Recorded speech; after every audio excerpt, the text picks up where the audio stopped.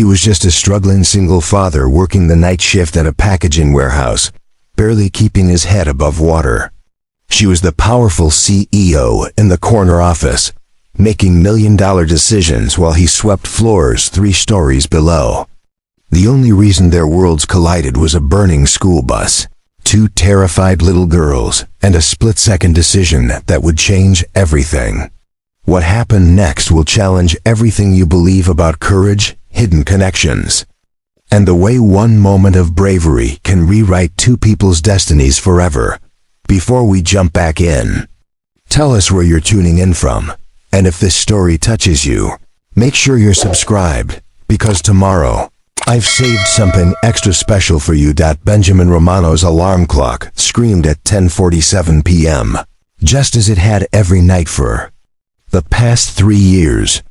The sound cut through the thin walls of his 1-bedroom apartment in Millbrook Heights, jolting him from the restless half-sleep that had become his specialty since everything fell apart. He rolled over, squinting at the cracked ceiling where a water stain had grown into the shape of something that might have been optimistic once, but now just looked like disappointment. The apartment was small, sparse, and meticulously clean, in the way of a man who had learned that controlling the little things helped when the big things spiraled beyond reach.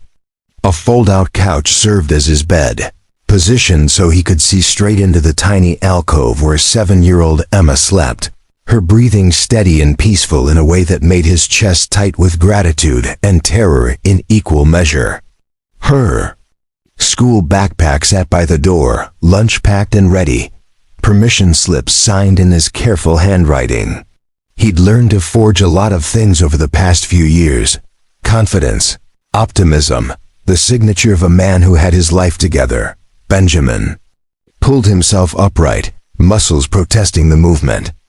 At 34, he felt decades older, worn thin by night shifts at Cromwell Industrial Packaging, and days spent being the kind of father Emma deserved, even when he wasn't sure he knew how to be any kind of father at all. The mirror in the bathroom reflected back a stranger, hollow-eyed, stubbled, the kind of tired that sleep couldn't fix. He splashed cold water on his face and tried to remember the last time he'd looked in a mirror and recognized the person staring back 3 years ago. He'd been Benjamin Romano, senior data analyst at Lombardi Enterprises, one of the most prestigious tech consulting firms on the West Coast.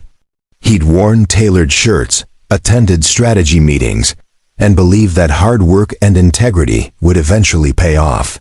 He'd had a corner cubicle with a view of downtown Ashford, a 401k that was actually growing, and a future that seemed as solid as the glass and steel building where he spent his days. That was before he discovered the discrepancies in the quarterly reports, before he spent sleepless nights cross-referencing data that didn't add up, following digital breadcrumbs that led to accounting irregularities he couldn't ignore, before he made the decision that would cost him everything he'd built and leave him with the one thing that mattered most: Emma. The irregularities weren't small. Someone had been systematically redirecting funds from client accounts, skimming percentages that individually seemed insignificant but collectively added up to hundreds of thousands of dollars. Benjamin had spent 2 weeks building an airtight case, documenting every transaction, every forged signature, every manipulated entry. He'd been meticulous, professional, certain that bringing this to light was not just the right thing to do, but the only thing to do. What he hadn't anticipated was how quickly the corporate machine could turn against someone who threatened its carefully constructed narrative. Within 48 hours of submitting his report, Benjamin found himself called into a conference room where he faced not gratitude for his diligence, but accusations of misconduct, questions about his own access to the accounts, and the suggestion that perhaps his recent divorce and custody battle had affected his judgment. The evidence he'd compiled disappeared into legal limbo. His access badges were revoked. His reputation was quietly but thoroughly shredded through whispered conversations and strategically leaked information that painted him as a disgruntled employee with a grudge. Within a month, he was unemployed, blacklisted in an industry where reputation meant everything, and fighting for custody of Emma while his ex-wife's lawyers painted him as unstable and potentially dangerous. He'd won custody. Barely, but the victory came at a price that left him financially ruined and professionally destroyed. The corporate world had closed ranks against him, and Benjamin Romano the analyst became Benjamin Romano the night shift warehouse worker, invisible in his safety vest and steel-toed boots, moving boxes for $12 an hour while trying to rebuild a life that felt like it belonged to someone else. Now, pulling on his work uniform in the pre-dawn darkness, Benjamin allowed himself exactly 30 seconds to remember what it felt like to believe the system rewarded honesty. Then he locked those thoughts away, kissed his sleeping daughter's forehead, and headed out into the cold Ashford night. Cromwell Industrial Packaging sat on the outskirts of town, a sprawling complex of warehouses and loading docks that never slept. Benjamin badged in at 11:30 p.m., nodding to Rico, a security guard who'd become something close to a friend over the past 3 years. Rico was one of the few people who didn't ask questions about how a man with Benjamin's education and bearing had ended up working the graveyard shift in a warehouse. "Quiet night," Rico said, handing him the clipboard with the evening's assignments. "Johnson called in sick, so you're covering sections C and D." Benjamin nodded, grateful for the extra work. Overtime meant Emma could take the art classes she wanted, maybe even the summer camp her friends were attending. Every additional hour he worked was another brick in the wall he was building between his daughter and the poverty that snapped at their heels like a hungry dog. The warehouse floor was a cathedral of commerce, 40-foot ceilings supported by steel beams, endless rows of shelving containing products destined for stores across 3 states. Forklifts hummed along marked pathways, their backup beepers creating a mechanical symphony that had become the soundtrack to Benjamin's nights. He moved through his sections with practiced efficiency, scanning barcodes, updating inventory, maintaining the careful organization that kept the supply chain flowing. By 3 a.m., the warehouse had settled into the quiet rhythm of deep night. Benjamin was alone in Section D, checking a shipment of electronics components, when he heard Rico's radio crackle to life in the distance. Something about an accident on Route 47, emergency vehicles responding. He thought nothing of it. Route 47 was the main thoroughfare through Ashford, and accidents happened. What he didn't know, as he continued his methodical work in the fluorescent-lit aisles, was that 15 miles away, a school bus carrying 32 students home from a late-night academic competition was hydroplaning on rain-slicked asphalt, the driver fighting for control as the vehicle skidded toward the guardrail that separated the roadway from a steep embankment. Benjamin Romano had spent 3 years invisible, forgotten, written off by a world that had decided he didn't matter. In 47 minutes, that was all going to change. The rain had started just after midnight, a steady drumbeat against the metal roof of the warehouse that Benjamin had learned to find oddly comforting. Rain meant fewer people on the roads. During his drive home, fewer risks to navigate in the pre-dawn darkness, when exhaustion made even familiar streets feel treacherous. He was finishing up Section D, ready to start the final inventory check before his shift ended, when his phone buzzed with a text from Mrs. Chun, Emma's elderly babysitter who lived in the apartment across the hall. Emma had a nightmare around 2, told her daddy was working hard to take care of her. She went back to sleep with a smile. "You're doing good, Benjamin." He stared at the screen for longer than necessary, feeling something tight in his chest loosen just slightly. Mrs. Chun never charged him enough for watching Emma, never complained about the irregular hours or the way his daughter sometimes cried for her father in the middle of the night. She was one of the few people in Benjamin's life who seemed to see past the uniform and the late hours to something worth believing in. He was sliding the phone back into his pocket when Rico's voice echoed across the warehouse floor, urgent and sharp in a way that made Benjamin's head snap up. "Romano, you still here?" "Section D," Benjamin called back, already moving toward the front of the warehouse. Something in Rico's tone made his pulse quicken. He found Rico standing by the security desk, holding his radio with one hand while scribbling notes with the other. The older man's face was grim, focused in a way Benjamin had never seen during their quiet night conversations. "What's going on?" Benjamin asked. Rico looked up. "Bad accident on Route 47. School bus went off the road about 10 minutes ago. They're calling for all available emergency personnel, but it's going to take time to get equipment out there." He gestured toward the window that faced the highway. In the distance, red and blue lights strobed against the low-hanging clouds. "Dispatch says the bus is hanging over the embankment. They can see smoke." Benjamin felt something cold settle in his stomach. Smoke? Smoke? Engine fire, maybe electrical. Could be nothing, could be everything. Rico was already reaching for his jacket. "I'm driving out there. Company policy says I should stay put, but..." Preparing and narrating this story took us a lot of time, so... If you are enjoying it, subscribe to our channel. It means a lot to us. Now back to the story. "I'm coming with you," Benjamin said without thinking. Rico paused, studying him.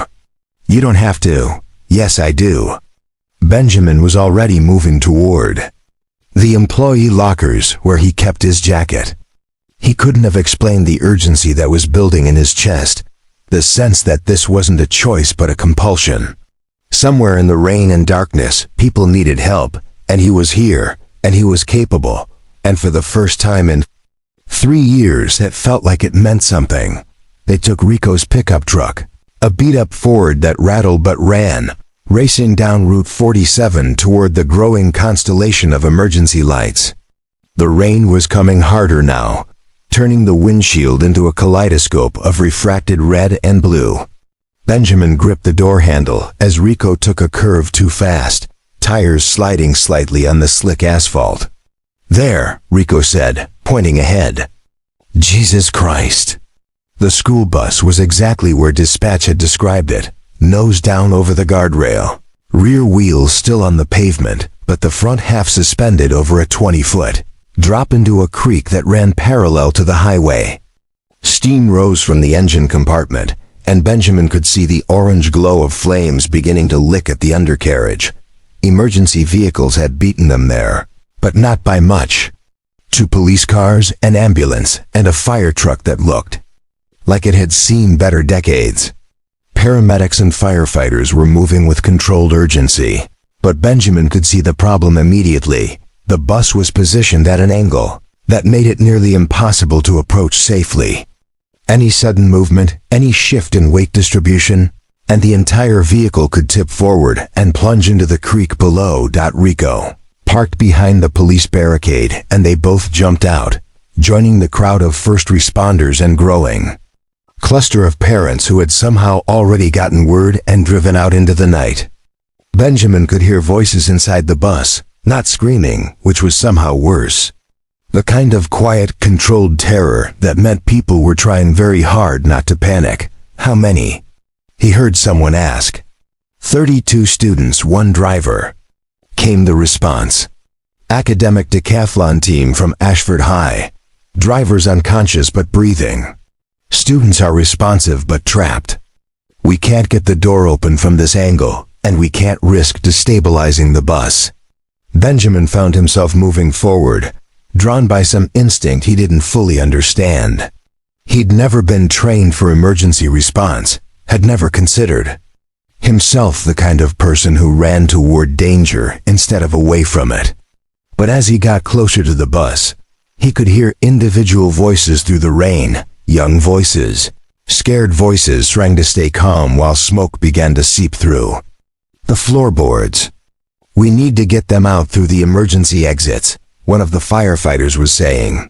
"But we need someone small enough to get in there and help them from the inside.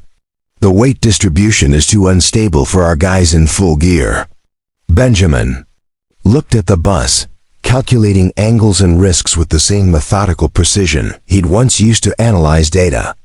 The emergency door at the rear was accessible, barely, If someone could squeeze through the gap between the tilted bus and the guardrail. The windows along the side were another possibility, though they'd need to be broken from the inside. "I can do it," he said, the words coming out before his rational mind could stop them. The firefighter turned, taking in Benjamin's slight build and civilian clothes. "Sir, I appreciate the offer, but I'm small enough to get through the emergency door. I can help evacuate from the inside while you stabilize from out here."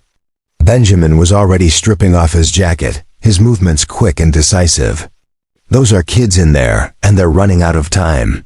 For a moment, the scene paused. Rain drummed against the overturned bus.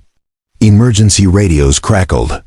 And 32 teenagers waited in the growing smoke while adults decided what calculated risks were acceptable. "Benjamin."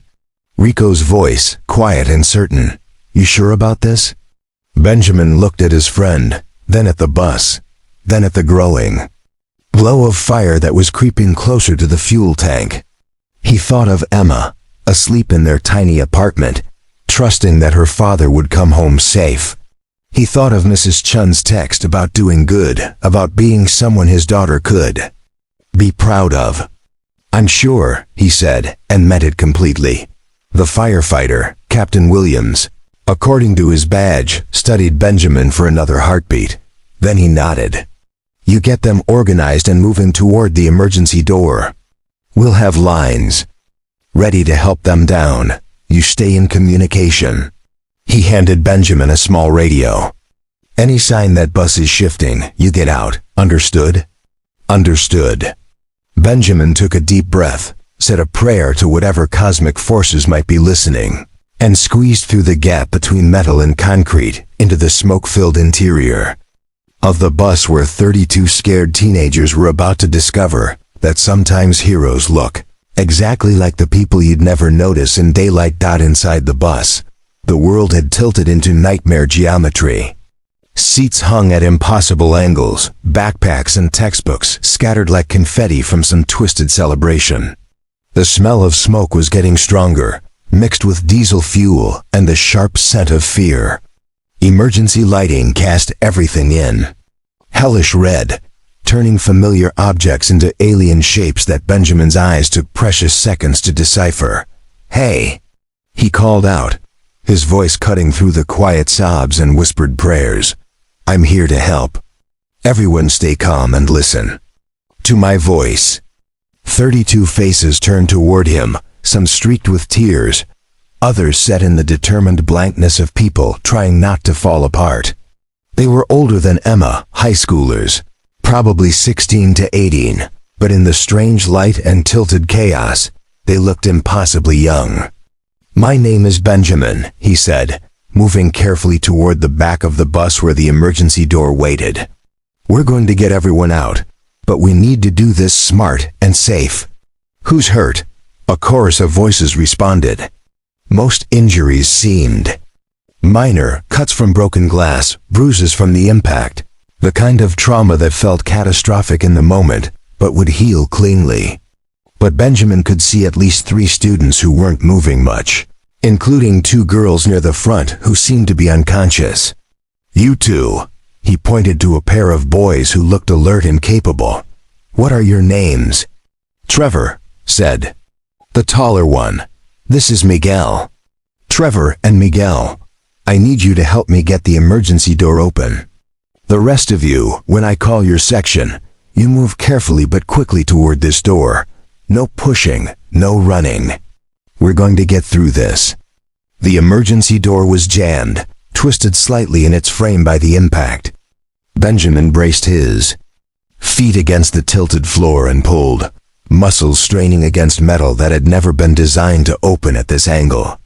Trevor and Miguel added their strength to his, and slowly, grudgingly, the door gave way with a screech of protesting. Hinges. Cool air rushed in, carrying the sound of voices from outside. Captain Williams appeared in the opening, safety lines already prepared. "How many injured?" Williams called. 3 unconscious up front, maybe half a dozen with cuts and bruises, Benjamin responded. "Everyone else is mobile." Let's start with the walking wounded. For the next 20 minutes, Benjamin Romano became someone he'd never imagined he could be. He organized evacuations like a general managing a battlefield, prioritized medical needs like a triage nurse, and kept 32 terrified teenagers calm with the steady authority of a man who had somehow found exactly the right words at exactly the right moment. He carried the two unconscious girls to safety himself, their slight weight seeming impossibly precious as he navigated the twisted interior of the bus and handed them carefully through the emergency door to waiting paramedics. His hands were steady, his voice calm, his movements efficient and sure. Later, he would wonder where this version of himself had come from. This person who ran toward danger and knew exactly what to do when other people needed help. The last student out was a girl named Sarah who had been too scared to move until Benjamin sat beside her in the smoke-filled bus and talked her through every step, his voice gentle and patient while flames licked closer to the fuel tank. She clung to his hand as they made their way to the emergency door, and when they finally reached safety, she hugged him with the fierce gratitude of someone who had just been reminded that the world contained people who would risk everything for strangers. Benjamin emerged from the bus just as the fire department finally got their equipment positioned to pull the vehicle back from the embankment. His clothes were torn and smoky, his hands cut from broken glass, his face streaked with soot. He looked like a disaster survivor. Not a hero, but the crowd that had gathered, parents and first responders and late-night commuters who had stopped to help, saw something different. They saw a man who had climbed into a burning bus without hesitation, who had organized a complex evacuation with calm efficiency, who had carried unconscious teenagers to safety and stayed until every single person was accounted for. They saw someone who had risked everything for people he didn't even know, simply because it was the right thing to do. What Benjamin saw was different. He saw Emma, who would be waking up in a few hours and needed her father to be alive and whole. He saw Mrs. Chun, who had trusted him to come home safely. He saw the warehouse where his shift was ending and the responsibilities that would be waiting when he got back to his real life. "Sir?" Captain Williams appeared beside him, medical kit in hand. "Let me take a look at those cuts." "I'm fine," Benjamin said, already stepping back toward Rico's truck. "Really, just want to go home." "Wait," Williams caught his arm gently. "I need your name for the report, contact information. What you did tonight." "I did what anyone would do," Benjamin interrupted. "The firefighters did the real work. I just helped get people organized."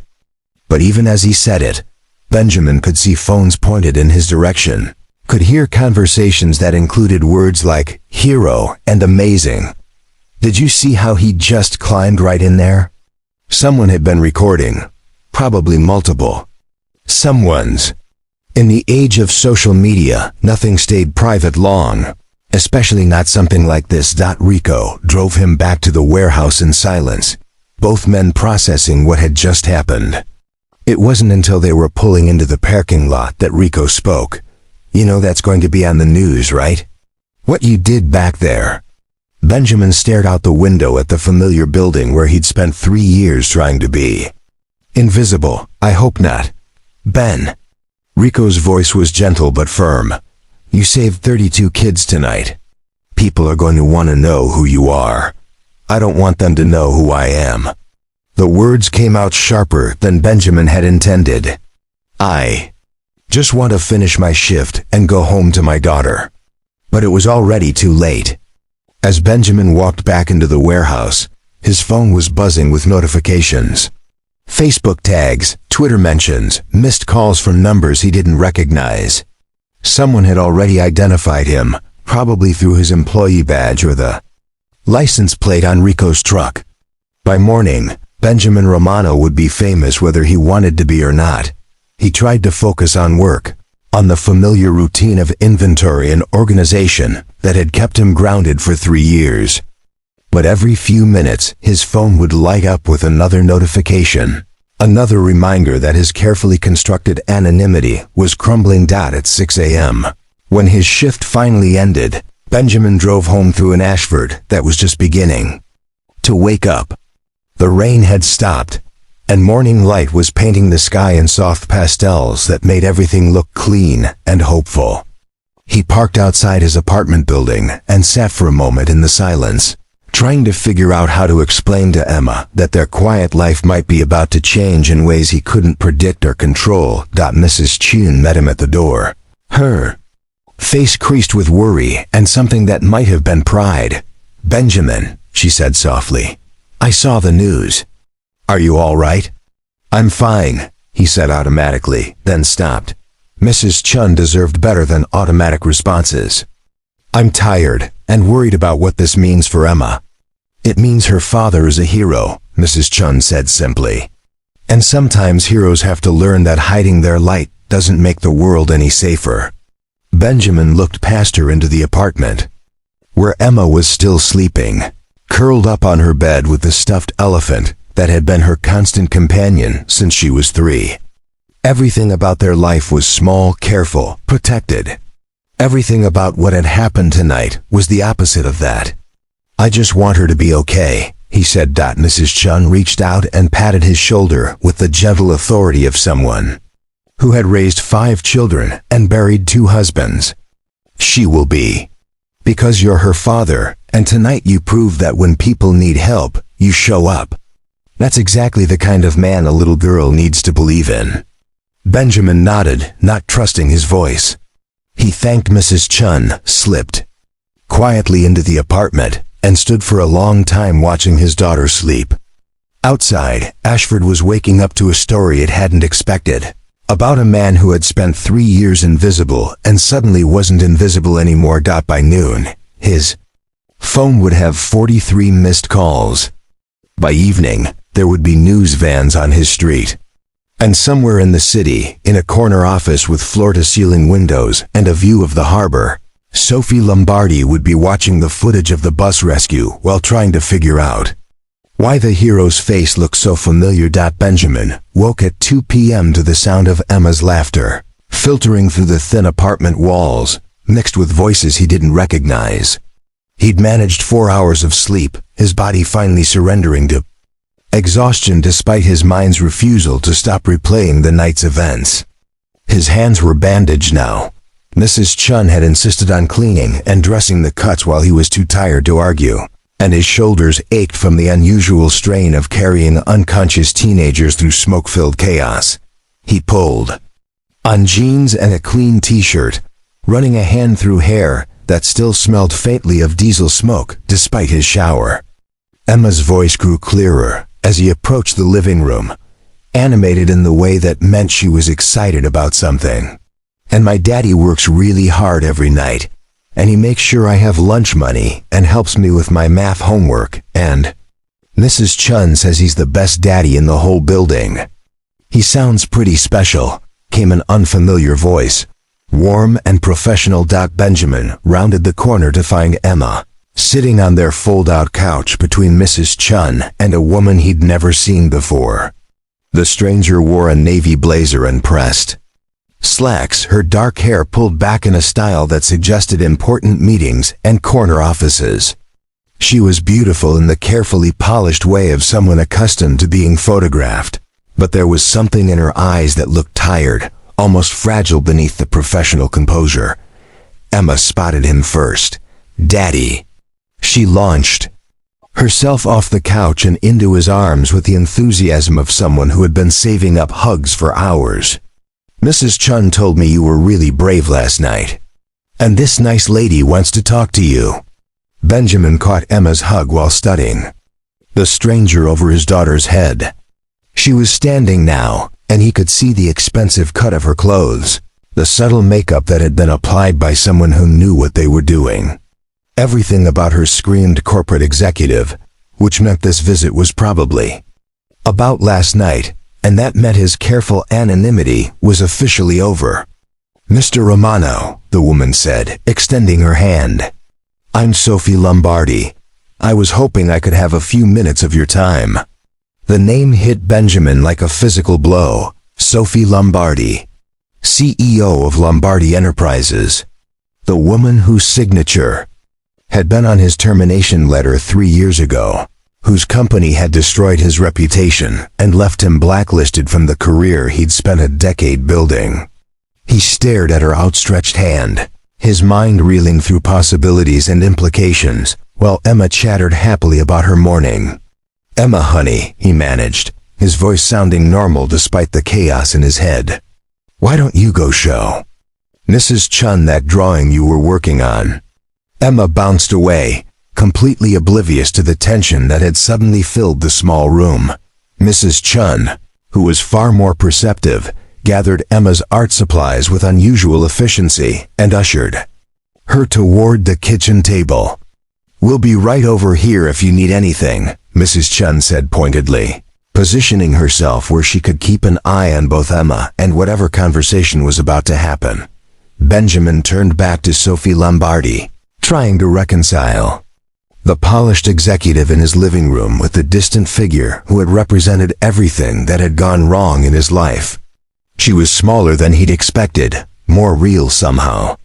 On the rare occasions when he'd seen her during his time at Lombardi Enterprises, she'd been a figure glimpsed through conference room windows or walking past cubicles with an entourage of assistants. Now she was standing in his apartment, looking almost nervous. "Ms. Lombardi," he said carefully, "what can I do for you?" "I wanted to thank you," she said, "for what you did last night, and to apologize for not recognizing you sooner." Benjamin felt his jaw tighten. "Recognizing me?"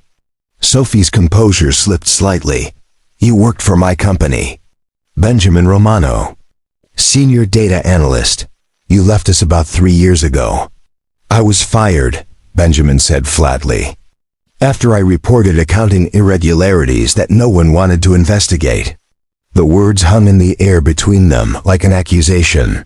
Sophie's face went pale, and Benjamin saw something shift behind her eyes.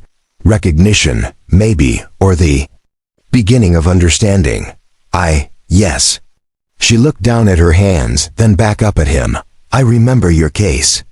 "The final decision was made by the board, based on recommendations from Based on Lies," Benjamin interrupted.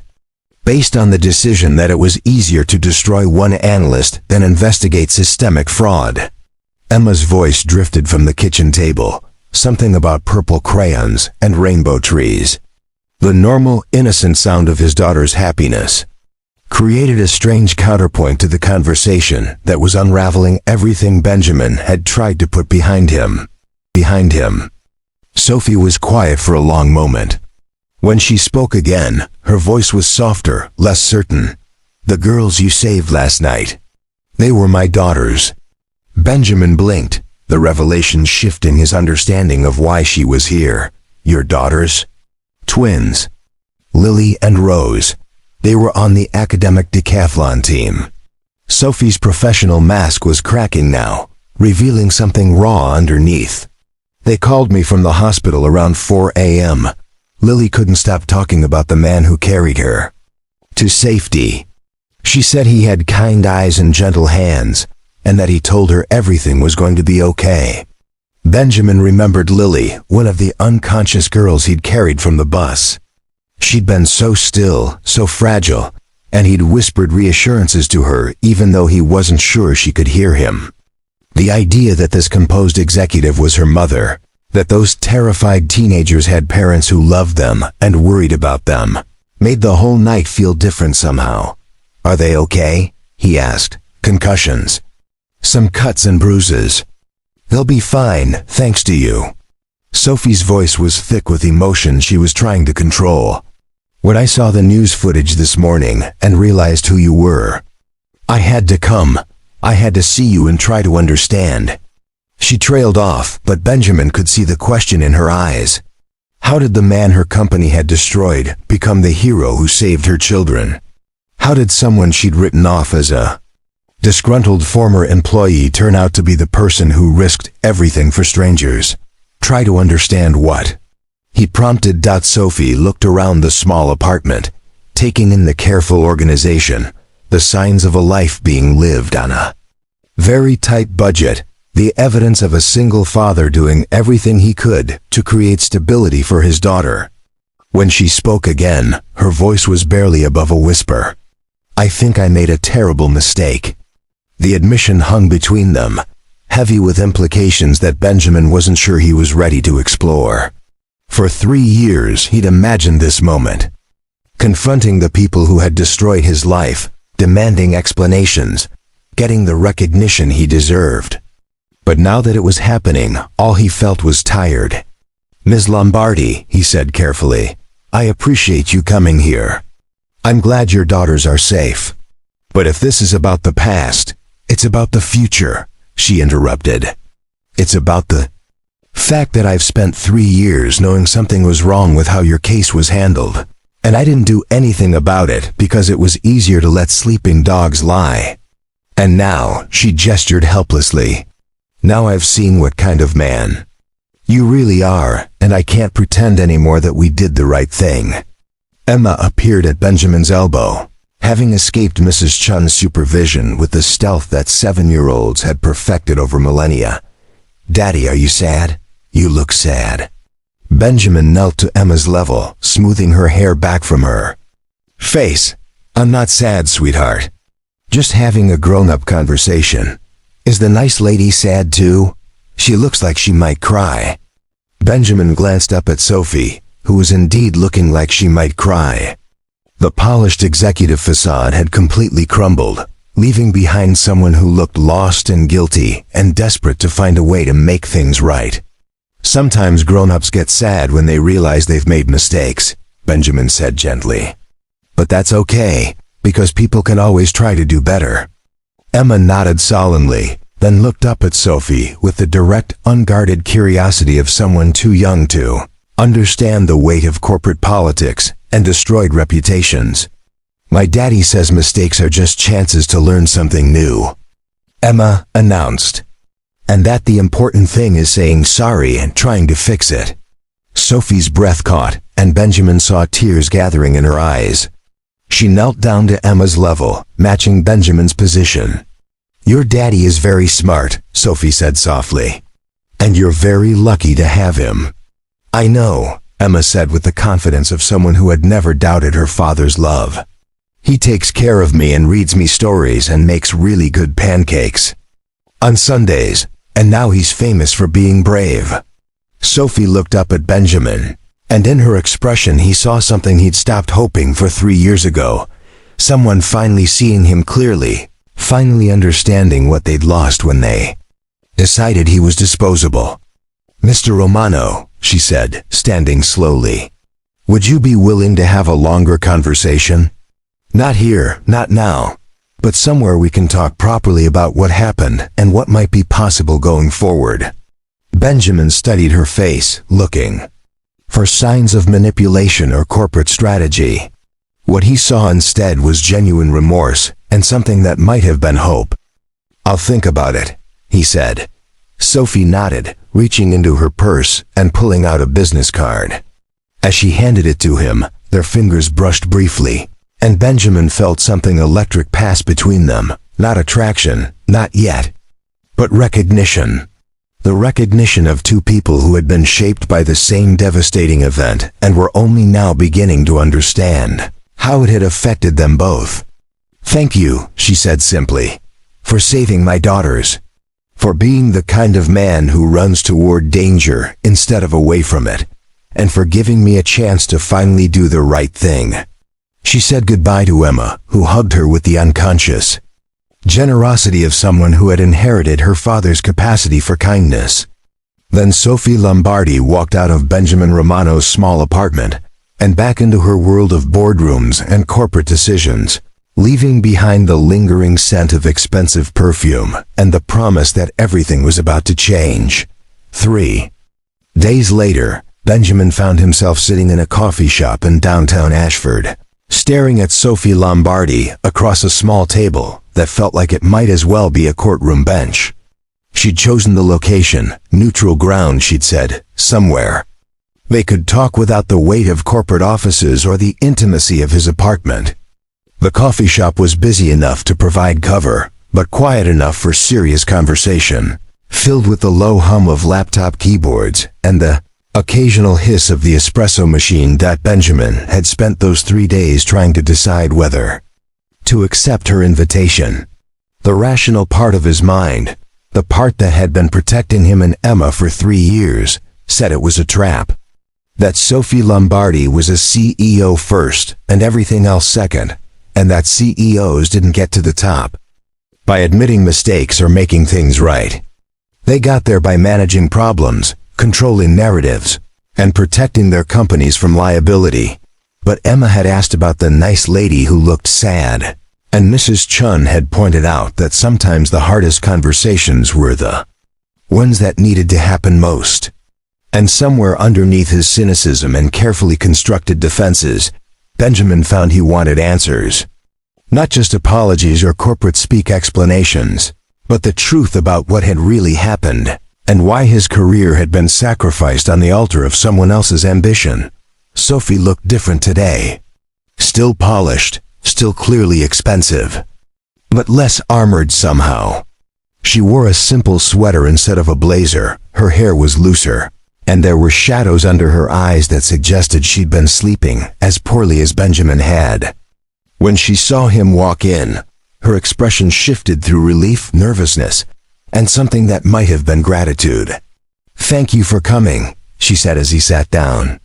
"I wasn't sure you would. I almost didn't." Benjamin accepted the coffee. She'd already ordered for him, black, which meant she'd done her homework or remembered his preferences from some corporate database. "But I have questions, and I figure I'm never going to get another chance to ask them." Sophie nodded, wrapping. Her hands around her own cup like it was an anchor. "Ask anything. I'll tell you everything I know."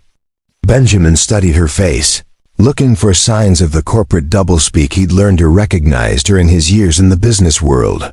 What he saw instead was someone who looked genuinely prepared to be honest, even if it hurt. "Why didn't anyone investigate my report?" he asked. "I had documentation, transaction records, proof that someone was systematically stealing from client accounts. Why was it easier to discredit me than to look into what I'd found?" Sophie was quiet for a long moment, staring down at her coffee. When she spoke, her voice was careful but clear. "Because the person stealing was Daniel Morrison, my VP of Finance. My right-hand man for 8 years. The person I trusted to handle all our major accounts." Benjamin felt something cold settle in his stomach. Daniel Morrison had been untouchable at Lombardi Enterprises, the golden boy who could do no wrong, the executive who'd been rumored to be Sophie's likely successor. If Morrison had been the one skimming funds, "You knew," Benjamin said. "It wasn't a question, I suspected." Sophie's voice was barely above a whisper. There had been other reports, smaller discrepancies that Morrison always managed to explain away. But you were the first person with the analytical skills and the persistence to build a comprehensive case. And when you brought me that report..." She trailed off, but Benjamin could see the rest of the story in her expression. The weight of corporate politics, the difficulty of admitting that her most trusted executive was betraying her, the easier path of making the problem disappear by discrediting the messenger. "You chose him over the truth," Benjamin said. "I chose stability over disruption. I chose protecting the company's reputation over protecting what was right." Sophie looked up at him, her eyes bright with unshed tears. "I told myself that maybe you were wrong, that maybe there was another explanation. But deep down, I knew you were right. And I was a coward." The honesty of it hit Benjamin like a physical blow. For 3 years, he'd imagined confronting the people responsible for his downfall, had scripted angry speeches and righteous demands for justice. What he hadn't prepared for was this: raw admission, genuine remorse, someone taking full responsibility. Without excuses or deflections. "What happened to Morrison?" he asked. "I fired him 6 months after you left." Quietly, with a generous severance package and an NDA that kept the whole thing out of the press. He'd gotten bolder, sloppier. The evidence became impossible to ignore. Sophie's mouth twisted bitterly. I did exactly what I should have done when you first brought me the report, but I was 6 months too late, and it cost you everything. Benjamin leaned back in his chair, processing the implications. Morrison had continued stealing for 6 months. After Benjamin's firing, emboldened by getting away with it, stealing more money while Benjamin lost his career and his reputation. How much, he asked. Total? Just over $2 million. Most of it recovered from accounts Morrison hadn't had time to liquidate, but enough missing that we had to settle several client lawsuits. Sophie's voice was flat, professional. The company survived, but barely. And none of that would have happened if I'd listened to you in the first place. Benjamin stared out the window at the street where people walked by with normal problems and uncomplicated lives. $2 million. His entire career destroyed to cover up $2 million in theft, money that had been stolen anyway, clients who had been defrauded anyway, lawsuits that had happened anyway. I lost everything, he said quietly. My job, my reputation, my marriage. Emma's mother used the whole mess against me in the custody hearings, said I was unstable, unreliable. I nearly lost my daughter. I know. Sophie's voice cracked slightly. I've read the court records, the news articles, the blacklist. Our EPORTS that followed you to every job interview. I know what we did to you, and I know it was unforgivable. Then why are you here? Benjamin asked. What do you want from me?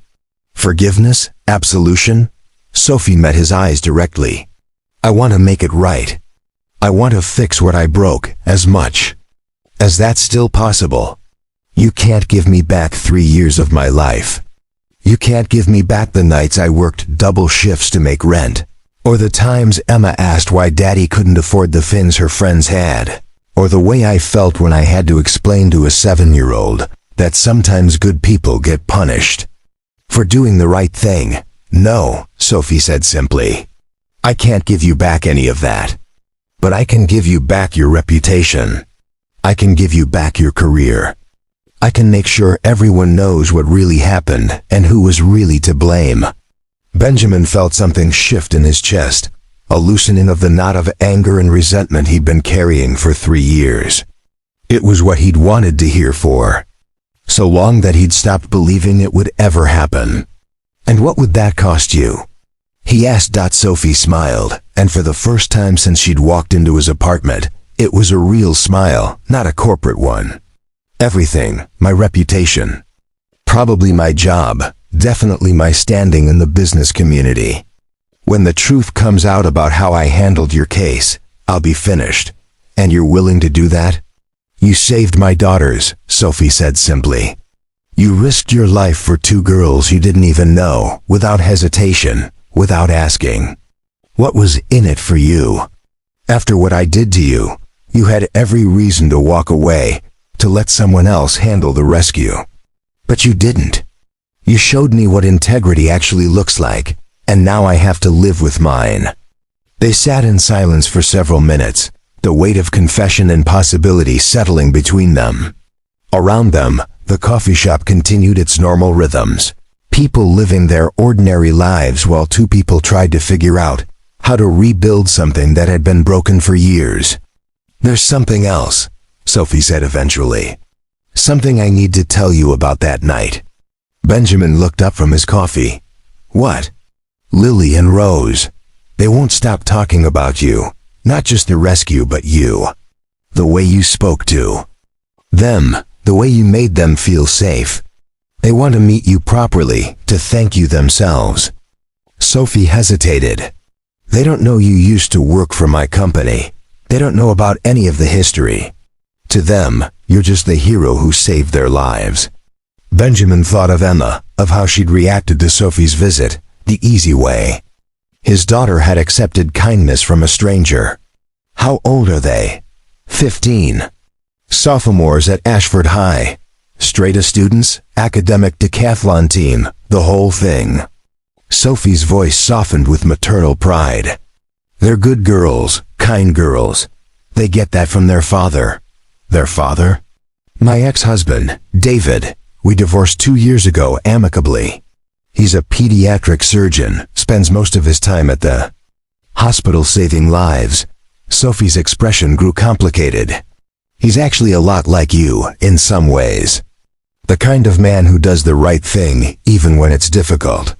Benjamin heard the subtext, that Sophie had a type, that she was drawn to men with integrity, even when that integrity made her own compromises harder to live with. Ms. Lombardi, he began. Sophie, she corrected. After everything we've talked about today, I think we can use first names. Sophie, what exactly are you proposing?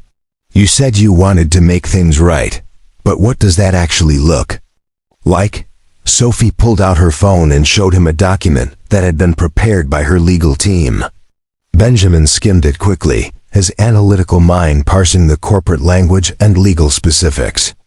It was a comprehensive vindication, public acknowledgement of his innocence, restoration of his employment record, financial compensation for lost wages, and a personal recommendation that would open doors throughout the industry.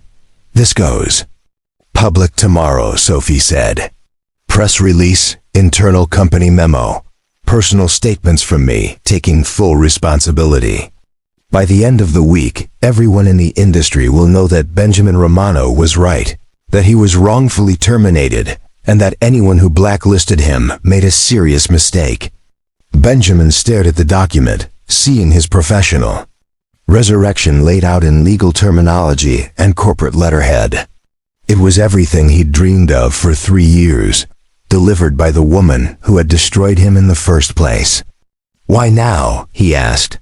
What changed? Sophie was quiet for a moment, then reached into her purse and pulled out a photograph. It showed Lily and Rose in their hospital beds, smiling despite their bandages and bruises, holding a drawing they'd made. Together, the drawing showed a man carrying 2 girls to safety, surrounded by flames and emergency vehicles.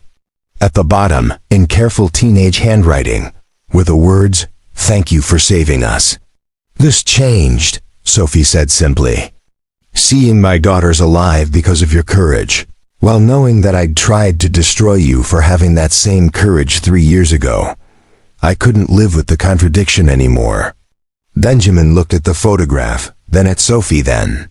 Back at the legal document that represented his vindication. For the first time in 3 years, the future felt like something he could choose, rather than something that was happening to him. I want to meet them, he said. Your daughters, if they want to meet me, I'd like that. Sophie's smile was radiant. They would love that. They've been asking every day. Benjamin folded the document and slid it across the table back to Sophie. Make it public, all of it. Whatever it costs you, do it. The truth should have come out 3 years ago. Sophie nodded, accepting the document back like it was a sacred trust.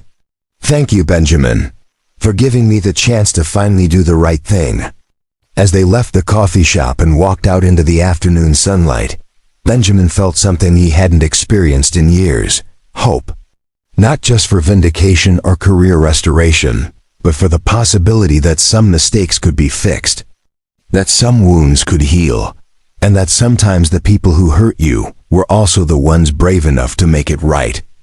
What he didn't know, as Sophie climbed into her silver BMW and drove back toward her corporate world, was that she'd left out one crucial detail from their conversation. The part about how she'd felt when she saw his face in the news footage, when she realized that the man who'd saved her daughters was the same man she'd been thinking about for 3 years, wondering if she'd made the biggest mistake of her professional life. And the part about how, sitting across from him in that coffee shop, she'd realized that fixing her mistake might be the least complicated part of what was developing between them. The text message arrived on a Saturday morning while Benjamin was making pancakes for Emma, flour dusting his hands and the smell of vanilla filling their small kitchen. The number was unfamiliar, but the words made his heart skip unexpectedly. Hi, this is Lily. Mom gave me your number. Rose and I were wondering if you'd like to come to dinner tomorrow. We promise we're better cooks than we are academic decathlon competitors.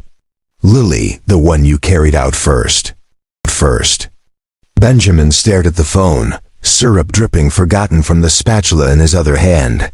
2 weeks had passed since his coffee shop confrontation with Sophie. 2 weeks during which the corporate machinery had been grinding toward his public vindication. The press release was scheduled for Monday. He'd seen the drafts, approved the language, steeled himself for the media attention that would follow. But this message was different, personal. 2 teenage girls who wanted to thank their rescuer. Over homemade dinner.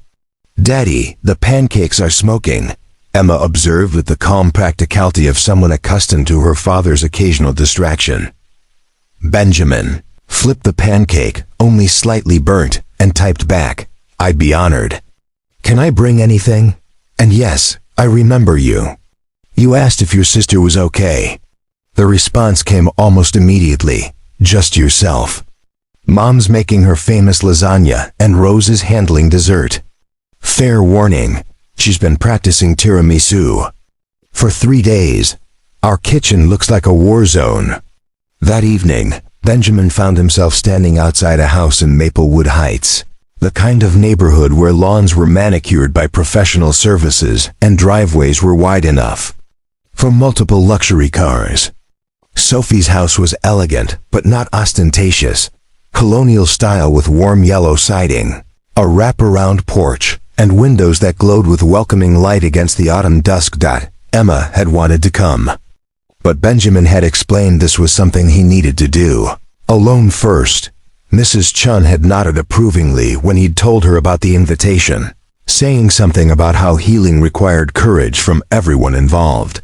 Sophie answered the door wearing jeans and a cashmere sweater, her hair pulled back in a ponytail that made her look younger, more relaxed than he'd ever seen her. "Benjamin, thank you so much for coming. The girls have been cooking all day."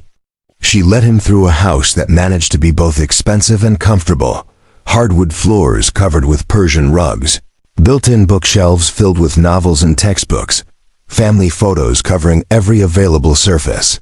It was the kind of home that suggested success, but also warmth, money that had been spent on creating a sanctuary rather than displaying status. "Dad's here," Sophie called toward the kitchen, and Benjamin heard the sound of chairs scraping and feet moving quickly. Across tile. Lily appeared first, and Benjamin's breath caught slightly. She was beautiful in the way 15-year-olds could be. All long limbs and bright eyes, her dark hair falling in waves around her shoulders. But what struck him most was how alive she looked, how different from the still, pale girl he'd carried from the smoke-filled bus. "You're taller than I thought you'd be," she said, extending her hand with the formal politeness of someone who'd been raised with good manners. Then her composure cracked and she smiled, radiant, grateful, utterly genuine. "Thank you. I mean, really. Thank you for everything." Rose appeared beside her sister, identical in features but different in energy, quieter, more thoughtful, studying Benjamin with curious intelligence. "You have kind eyes," she said simply. "I remember thinking that, even though I was pretty out of it. You told me my sister was okay, and that you were going to take care of us." Double quotes. Benjamin felt his throat tighten. "I remember you too. Both of you. You were incredibly brave that night."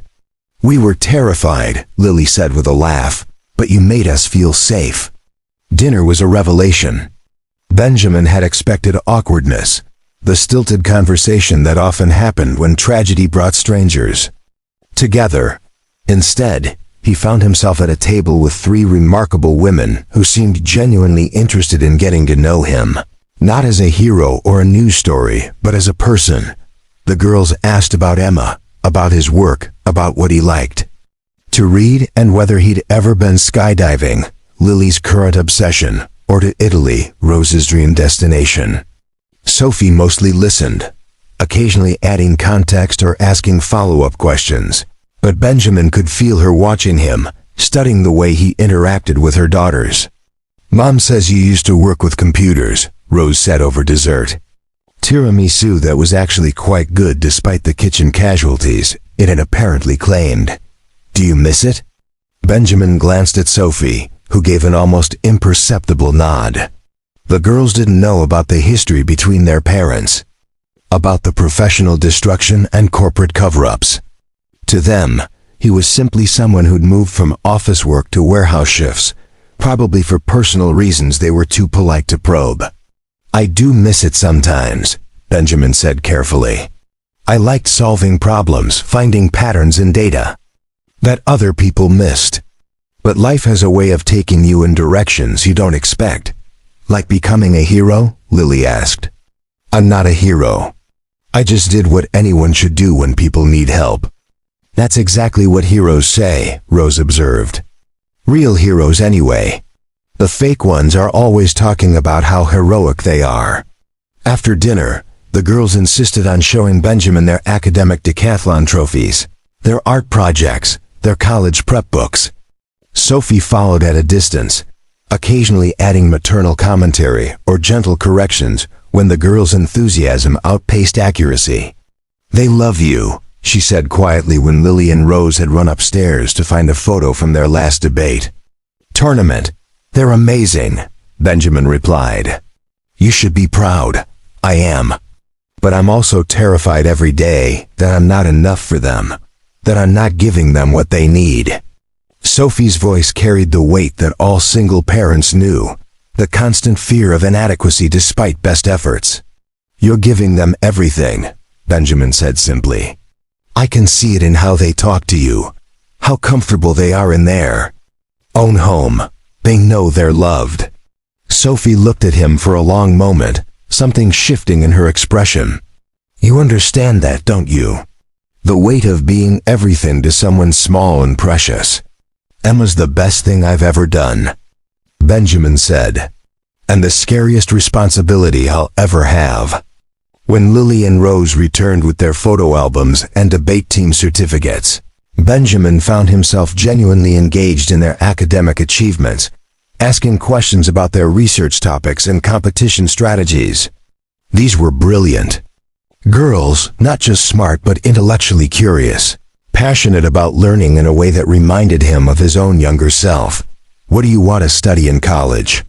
He asked. Lily wants to be a lawyer, Rose said. She likes arguing with people. I like defending people who need defending, Lily corrected with dignity. There's a difference. And I want to study psychology, Rose added. I'm interested in how people think, why they make the decisions they do. Benjamin glanced at Sophie, who was smiling with the complicated pride of a mother watching her children reveal themselves to be the people she'd hoped they would become. As the evening wound down, Benjamin found himself reluctant to leave. The house felt warm, alive in a way his small apartment couldn't match. Not because of the money or the space, but because of the people in it. The sense of family that had been built through years of shared meals and inside jokes and unconditional love. Thank you for tonight, he said as Sophie walked into the door. This meant more than you know. Thank you for giving them the chance to say thank you properly, Sophie replied. They've been carrying that need around for weeks. Benjamin paused on the porch, looking back at the house where lights were still on upstairs, where two remarkable girls were probably staying up too late discussing the evening. Sophie, can I ask you something? Of course. When all this comes out publicly, when people know what really happened 3 years ago, how do you think that's going to affect them? Lily and Rose? Sophie considered the question seriously. They're going to find out their mother made a terrible mistake that hurt a good person. They're going to have questions about integrity and corporate responsibility and whether success is worth compromising your values. She smiled sadly. But maybe that's a conversation we need to have. Maybe it's time they understood that their mother isn't perfect, but she's trying to do better. Benjamin nodded, understanding the courage it took to accept that your children might see your flaws, might have to grapple with your mistakes as part of their own moral development. For what it's worth, he said, you're raising incredible young women. Whatever mistakes you made in the past, You're getting this part right." Sophie's eyes brightened with tears she didn't let fall. "Thank you, Benjamin. That means everything." As Benjamin drove home through the quiet streets of Maplewood Heights, he found himself thinking not about vindication or career restoration, but about the sound of genuine laughter around a dinner table, about two girls who saw the world as a place full of possibilities, and about a woman who was brave enough to risk everything to make amends for past mistakes. His phone buzzed with a text from Lily.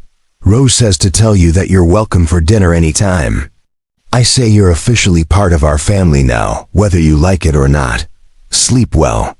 Ellen Barr. Benjamin smiled, saving the message before pulling into his apartment complex parking lot.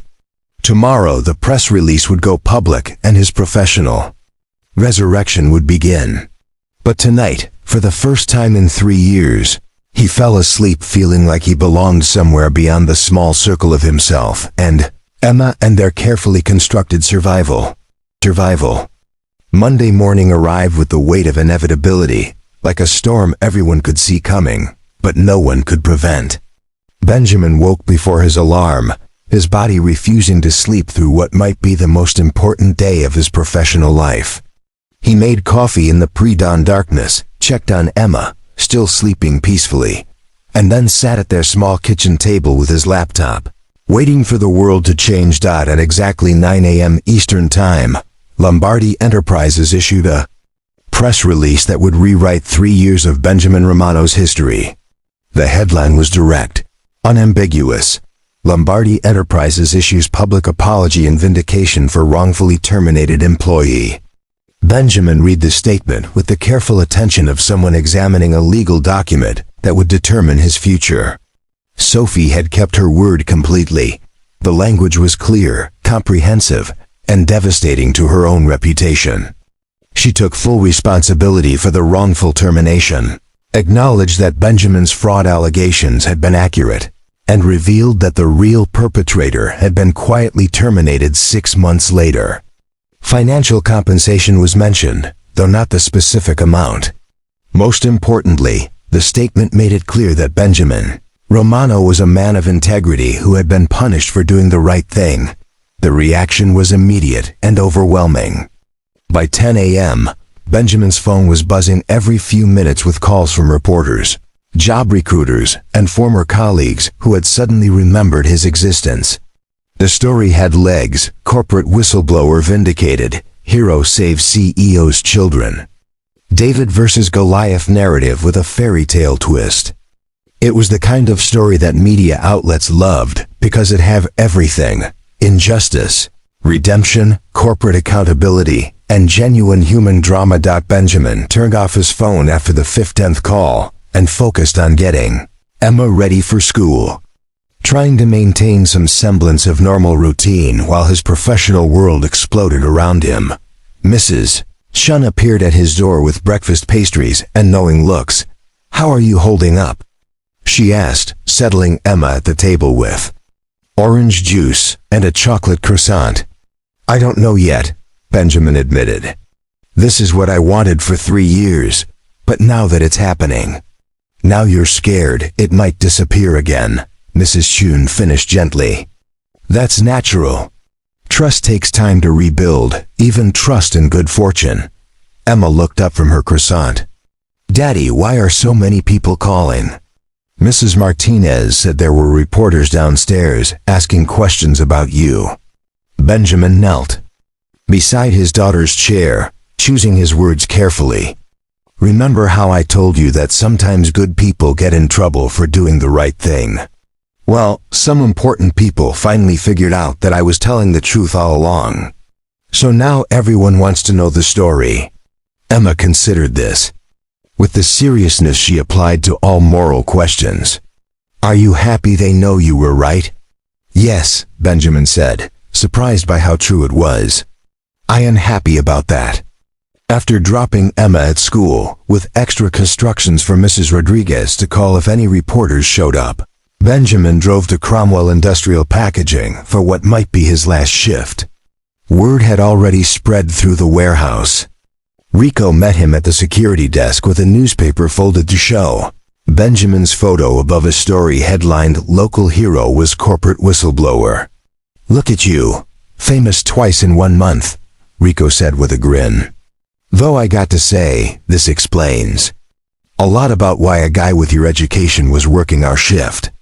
"Just want to finish out my responsibilities," Benjamin said. "Give proper notice. Man, you could walk out right now and nobody would blame you. You got job offers yet?" Benjamin thought of the voicemails he'd been avoiding, the recruiting firms that had blacklisted him 3 years ago and were now eager to represent him. A few.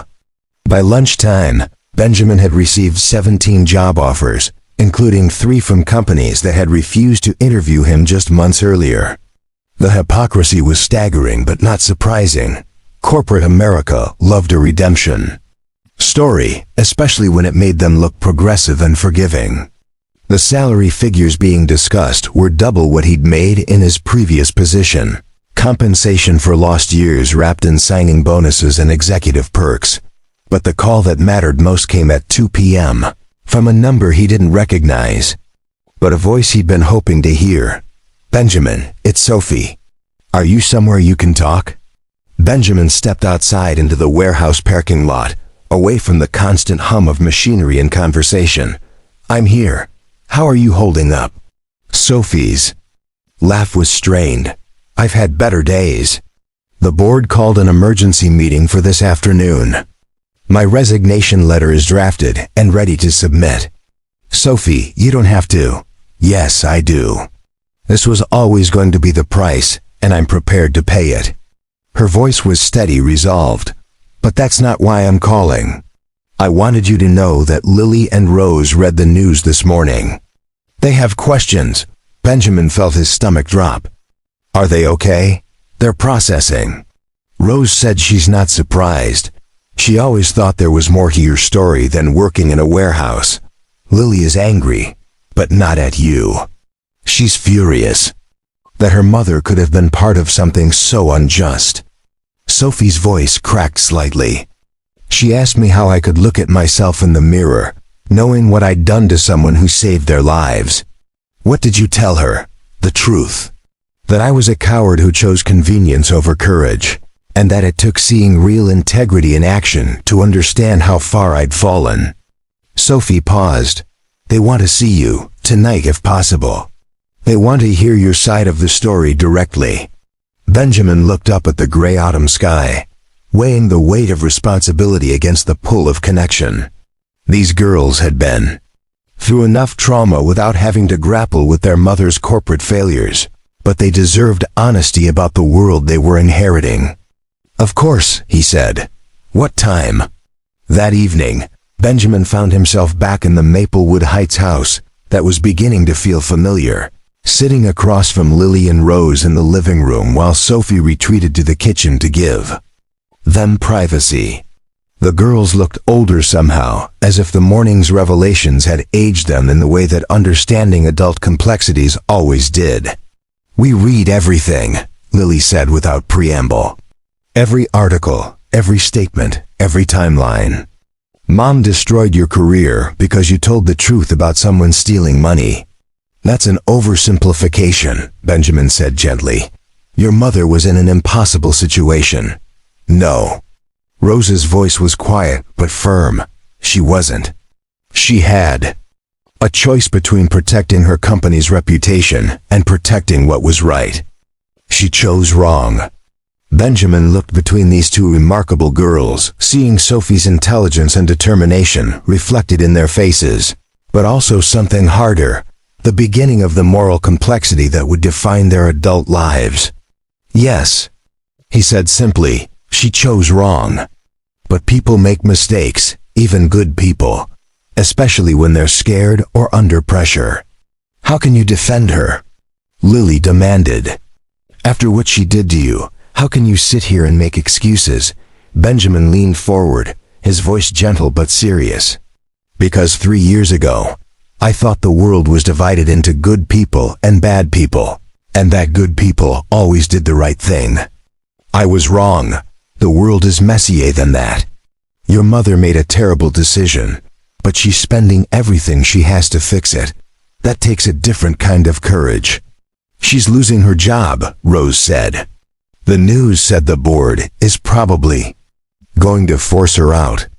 And she knew that would happen when she decided to tell the truth. She's sacrificing her career, her reputation, everything she's built, because she finally understood that some things matter more than success. Lily was quiet for a long moment, processing. You really forgive her? Benjamin thought about forgiveness, about the way he'd been carrying for 3 years, and how much lighter it had felt since that coffee shop conversation. I'm learning to. Forgiveness isn't something that happens all at once. It's a choice you make every day, sometimes every hour. But yes, I forgive her. Why? Rose asked. Because holding on to anger was killing me slowly, and because she saved my daughters. Benjamin smiled. Oh, and because she's raising 2 incredible young women, who care enough about justice to be furious when they see it denied. Sophie appeared in the doorway, hesitant. How are we doing in here? Lily looked at her mother for a long moment, then crossed the room and hugged her fiercely. I'm still angry, she said into Sophie's shoulder. But I love you, and I'm proud that you're trying to make it right. Rose joined them, creating a knot of family reconciliation that made Benjamin's chest tight with emotion. We're going to get through this together, Rose said simply. All of us. Sophie looked at Benjamin over her daughters' heads, her eyes bright with gratitude and something deeper. All of us, she repeated softly. Later, after the girls had gone upstairs to finish homework, Sophie and Benjamin sat on the front porch in the cool evening air, watching the lights come on in neighboring houses. The board meeting is tomorrow, Sophie said. By Friday, I'll probably be unemployed for the first time in 20 years. Scared? Benjamin asked. Sophie considered the question. Terrified. But also relieved. I've been carrying the weight of what I did to you for 3 years. At least now it's out in the open. What will you do? I don't know. Maybe consulting, maybe teaching. Maybe something completely different, she smiled. I hear the night shift at packaging warehouses teaches you a lot about what really matters. Benjamin laughed, surprised by how natural it felt to share humor with this woman, who had been his enemy, and was becoming something else entirely. It does, though I wouldn't recommend it as a career plan. Benjamin, Sophie said, her voice growing. Serious. I need to ask you something, and I need you to be completely honest. Okay. Do you think we can really move past this, all of it? The history, the hurt, the power imbalance? Can we build something real from the wreckage of what I broke? Benjamin looked at her, really looked, seeing not the polished executive who had destroyed his life, but the woman who was risking everything to repair it, the mother who was teaching her daughters that courage sometimes meant admitting you were wrong. The person who was brave enough to ask hard questions about forgiveness and second chances. I think, he said carefully, that some of the best things are built on foundations that had to be broken first, cleared away so something stronger could take their place. Sophie's smile was radiant, hopeful in a way that made Benjamin's heart skip unexpectedly. I'd like to try, she said. If you're willing. As Benjamin drove home that night, his phone finally turned back on and buzzing with dozens of messages about job offers and interview requests. He realized that vindication felt different than he'd expected. It wasn't the triumphant satisfaction he'd imagined, but something quieter and more substantial, the relief of being seen clearly, of having his truth acknowledged, of finally being able to move forward instead of constantly looking back. Corporate world wanted Benjamin Romano, the vindicated whistleblower, the hero with the compelling comeback story. But as he pulled into his apartment complex and saw Mrs. Chun waiting on her balcony to hear how his day had gone, he realized what he wanted was simpler: to be Benjamin Romano, the good man, the loving father, the person who showed up when people Needed help.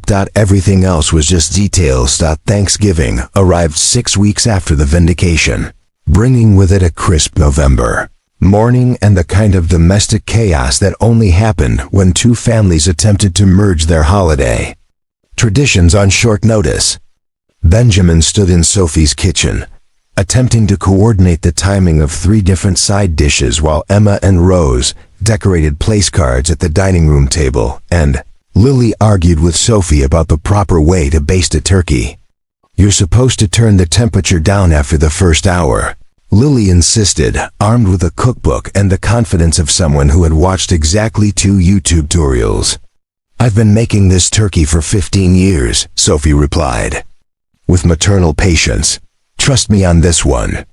Benjamin smiled as he stirred cranberry sauce, marveling at how quickly this had become normal, the easy banter, the comfortable chaos, the sense of belonging in someone else's kitchen. The past 6 weeks had been a whirlwind of change.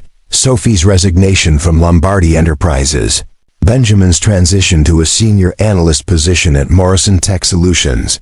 The irony of the company name wasn't lost on either of them. And the gradual weaving together of 2 families learning to become one. It hadn't been without challenges. Emma had struggled initially with sharing her father's attention, while Lily and Rose had needed time to process their mother's romantic involvement with the man she'd wrongfully fired. But children were remarkably adaptable when the adults in their lives were happy, and all 3 girls had eventually embraced the expanded family constellation with enthusiasm. "Dad, can you help us with the math on this seating chart?" Rose called from the dining room. "We're trying to figure out optimal conversation flow based on personality compatibility." Leave it to Rose to turn Thanksgiving dinner into a social psychology experiment, Sophie said fondly. Benjamin joined the girls at the dining room table, which was covered with charts, colored pencils, and place cards featuring hand-drawn turkeys with surprisingly sophisticated artistic detail. Emma had thrown herself into the project with the intensity she brought to all creative endeavors, while Rose approached it with scientific methodology and Lily provided running commentary on everyone else's artistic choices. "We thought you should sit between Mom and Emma," Rose explained, showing him her carefully plotted diagram. "You're good at managing competing conversational interests. And Grandpa David should sit next to Lily, because she likes to debate politics and he never backs down from an argument," Emma added, "even when he's wrong about recycling." Benjamin looked up at Sophie, who was pretending not to listen while she prepared stuffing. The decision to invite David, Sophie's ex-husband, and the girl's father had been Sophie's idea, part of her ongoing effort to model healthy family dynamics for all the children involved. Benjamin had been nervous about meeting the man who had once been married to the woman he was falling in love with, but David had turned out to be gracious, intelligent, and genuinely grateful that Benjamin had saved his daughter's lives. "What about Mrs. Chun?" Benjamin asked. "Where does she fit in this complex social architecture?" "Next to me," Emma said immediately. "She promised to tell me more stories about when you were young and stupid." "I was never young and stupid," Benjamin protested. "Everyone is young and stupid sometimes," Lily observed. "It's how you learn to be old and wise." The doorbell rang, and Benjamin went to answer it, finding David on the porch with an enormous flower arrangement and a bottle of wine that probably cost more than Benjamin used to make in a week. He was a tall man with graying temples and the kind of easy confidence that came from saving children's lives for a living. "Benjamin, good to see you again," David said, shaking hands with genuine warmth. "Sophie tells me you're settling into the new job well." "It's been an adjustment," Benjamin admitted, leading David into the house. "Going from night shifts to boardroom presentations isn't exactly seamless. But you're happy?" Benjamin glanced around the house that had become his second home, listening to the sound of his daughter laughing with Sophie's girls while Sophie orchestrated the final preparations for their first holiday together as an extended family. "Yeah," he said. "I'm happy." Mrs. Chun arrived shortly after, bearing her famous green bean casserole, and wearing her best dress, a navy blue creation with tiny pearl buttons that she'd been saving for special occasions. Emma immediately attached herself to the elderly woman's arm, chattering about the place, cards and the scientific seating arrangement, and how her daddy was learning to make Sophie's grandmother's stuffing recipe. "You look good," Mrs. Chun told Benjamin quietly while Emma was distracted by Lily's explanation of cranberry sauce chemistry. "Lighter somehow." "I feel lighter," Benjamin admitted. "Like I can finally breathe properly again." Dinner was a revelation. In controlled chaos, David and Lily did indeed debate politics, specifically environmental policy and the economics of renewable energy, while Rose peppered David with questions about pediatric surgery techniques. Emma appointed herself the official conversation moderator, ensuring that everyone got equal speaking time and that no one dominated the discussion. Sophie sat at the head of the table, presiding over the organized mayhem with the satisfaction of someone who had successfully orchestrated a complex social experiment. She looked beautiful in a deep burgundy dress that brought out the warmth in her dark eyes. But more than that, she looked content. The corporate stress lines that had been etched around her eyes were fading, replaced by laugh lines and the kind of relaxation that came from no longer carrying the weight of compromise and moral ambiguity. "I have an announcement," Sophie said during dessert, raising her wine glass with the ceremonial gravity of someone about to share important news. "I've been offered a position." The table fell silent, everyone turning to look at her expectantly. "The State Attorney General's office wants me to head up their new Corporate Accountability Division. Investigating financial crimes, pursuing whistleblower cases, basically doing everything I should have been doing 3 years ago, but with the authority to actually make a difference." The response was immediate and enthusiastic. David raised his glass in toast, the girls cheered, Mrs. Chun nodded approvingly, and Benjamin felt his chest tighten with pride and something deeper, the realization that Sophie had found a way to transform her mistakes into purpose. "There's one catch," Sophie continued, her eyes finding Benjamin's across the table. "It's based in the state capital, about 2 hours from here." Benjamin felt the table's attention shift to him, everyone suddenly aware that this announcement had implications beyond Sophie's career trajectory. Emma's expression grew worried, while Lily and Rose looked between their parents with the anxiety of children who had experienced enough family disruption for one lifetime. "That's a wonderful opportunity," Benjamin said carefully. "You'll be amazing at that job." "I haven't accepted it yet," Sophie said quietly. "There are other factors to consider." The conversation moved on to other topics, but Benjamin could feel the unresolved tension humming underneath the holiday pleasantries. After dinner, while the girls were in the living room arguing about what movie to watch, and Mrs. Chun was helping David with dishes, Benjamin and Sophie found themselves alone on the back porch, wrapped in blankets against the November chill. "Tell me what you're thinking," Sophie said without preamble. Benjamin was quiet for a moment, watching his breath mist in the cold air. "I'm thinking that 6 months ago, the idea of you moving 2 hours away would have been irrelevant to my life, and now it feels like losing something I just found." Benjamin turned to face her directly. "But I'm also thinking that you've spent 3 years rebuilding your integrity, and this job is the culmination of that. You can't turn it down because of a relationship that's still figuring itself out." Sophie reached for his hand, her fingers cold but sure. "What if I don't want to figure it out from 2 hours away? Then we figure out how to make it work," Benjamin said simply. "Emma and I could relocate.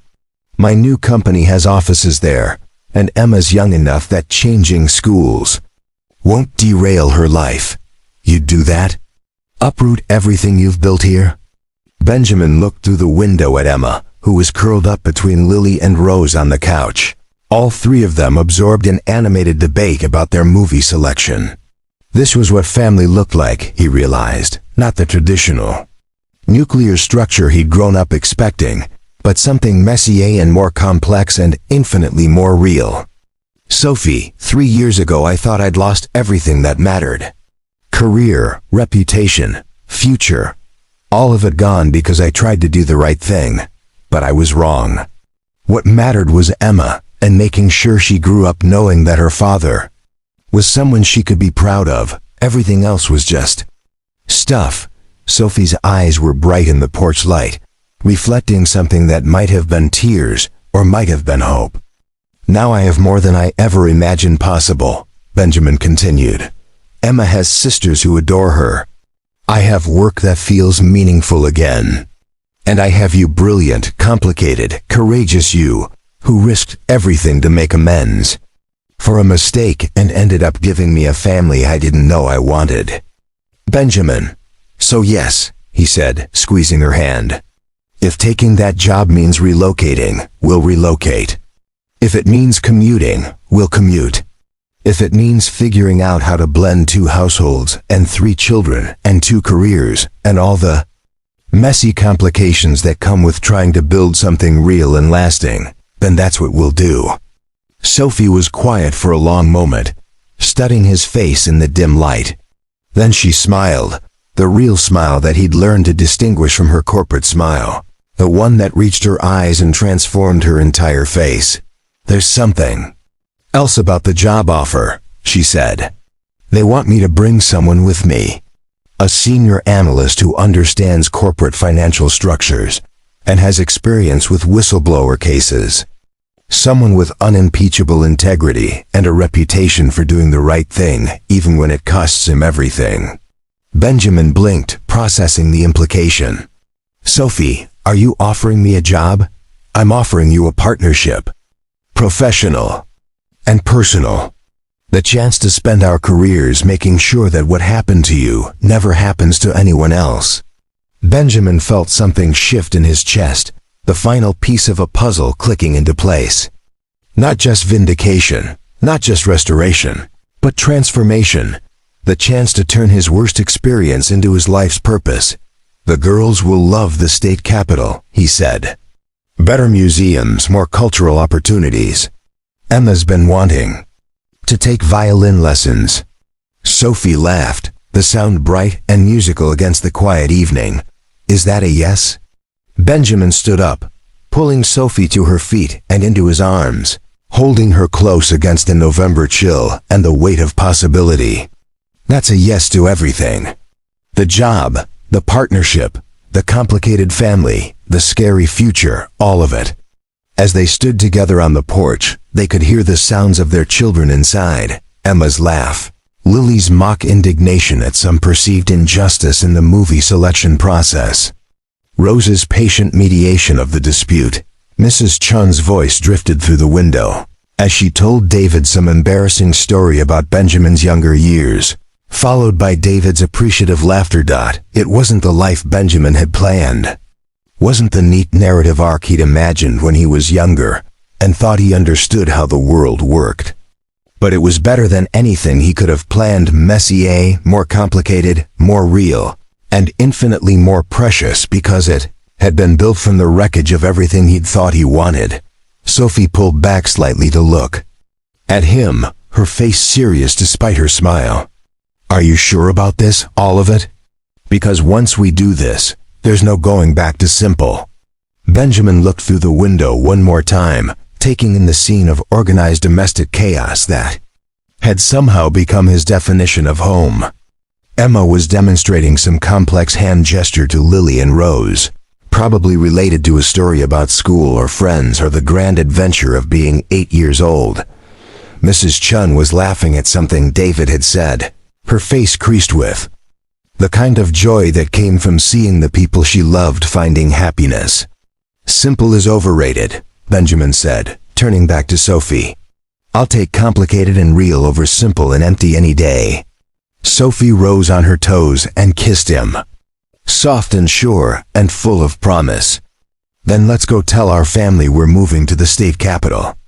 As they walked back into the house together, ready to announce the next chapter of their complicated, beautiful, imperfect life together, Benjamin realized that sometimes the best stories were the ones that started with everything falling apart and ended with something better than you'd ever dared to imagine rising from the pieces. The snow was falling softly on Christmas Eve morning when Benjamin found himself standing in Sophie's kitchen, watching her make hot chocolate for the girls, who were somewhere upstairs wrapping last-minute presents and arguing about ribbon colors. The house smelled like cinnamon and pine, and Christmas music played quietly from the speakers Sophie had installed in every room, a luxury that still felt foreign to someone who had spent 3 years measuring every expense against rent money. 6 months. That's how long it had been since the Thanksgiving announcement, since they decided to relocate together and build something that resembled a traditional family structure. The state capital had welcomed them with surprising warmth. Benjamin had thrown himself into the corporate accountability work with the passion of someone finally using his skills for something meaningful, while Sophie had proven to be a formidable prosecutor of financial crimes. The girls had adapted with the resilience of youth, making new friends while maintaining their close bond with each other and their expanding sense of family. But standing in the kitchen on Christmas Eve morning, Benjamin realized that all the practical arrangements, the house they'd bought together, the schools they'd researched, the careful coordination of custody schedules with David, were just infrastructure for something deeper that had been growing between him and Sophie. "You're thinking very seriously for someone who's supposed to be on vacation," Sophie observed, handing him a mug topped with marshmallows that Emma had specifically requested. "I've been thinking about timing," Benjamin said, accepting the hot chocolate and trying to find the courage he'd had when running into burning buses but seemed to have misplaced when it came to matters of the heart. "Timing for what?" Benjamin set down his mug and reached into his jacket pocket, pulling out a small velvet box that had been burning a hole there for the past 2 weeks. Sophie's eyes widened slightly, her hands stilling on the counter. "Benjamin, I know this isn't how these things usually happen," he said quickly, the words tumbling out before he could lose his nerve. "I know we've been practical about everything else, the move, the jobs, blending the families, making sure the girls were settled before we made any big changes. But Sophie, I can't wait for the perfect moment anymore." Sophie was staring at the box like it might contain either salvation or disaster. "The girls are upstairs. They could come down any minute." "Good," Benjamin said, surprising himself with the certainty in his voice. "They should be here for this." "They're part of what I'm asking." He opened the box to reveal a ring that wasn't flashy or expensive. He'd learned that Sophie valued meaning over display, but was beautiful in its simplicity. A single diamond surrounded by smaller stones, elegant and timeless. "Sophie Lombardi," he said, his voice growing steadier as he found the words that had been building in his heart for months. 3 years ago, you made a mistake that cost me everything I thought I wanted. 6 months ago, you gave me everything I never knew I needed." Sophie's eyes were bright with tears she wasn't trying to hide. "You gave me back my reputation, my career, my sense of purpose. But more than that, you gave me a family. You gave Emma sisters who adore her. You gave me work that means something. And you gave me the chance to love someone who's brave enough to admit when she's wrong and strong. Enough to make it right. Make it right." Benjamin knelt on the kitchen floor, the ring box open between them like a promise.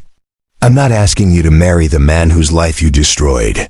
I'm asking you to marry the man who became himself because you had the courage to fix what you'd broken. Will you marry me?" Sophie was crying openly now, her hands pressed to her mouth. From upstairs came the sound of footsteps and muffled voices. The girls, probably wondering why the house had gone so quiet. "Yes," Sophie whispered, then louder, "Yes, Benjamin. Yes to all of it." As Benjamin slipped the ring onto her finger, Emma appeared at the kitchen doorway, followed by Lily and Rose, all 3 girls taking in the scene with the wide-eyed wonder of children witnessing something momentous. "Are you guys getting married?" Emma asked, her voice pitched somewhere between excitement and concern. "We are," Sophie said, turning to include all three girls in the moment. "If that's okay with you." The response was immediate and enthusiastic. Emma launched herself at Benjamin with enough force to nearly knock him over, while Lily and Rose surrounded Sophie in a group hug that dissolved into happy tears and excited chatter about wedding plans and dress colors and whether they could all be in the wedding party later.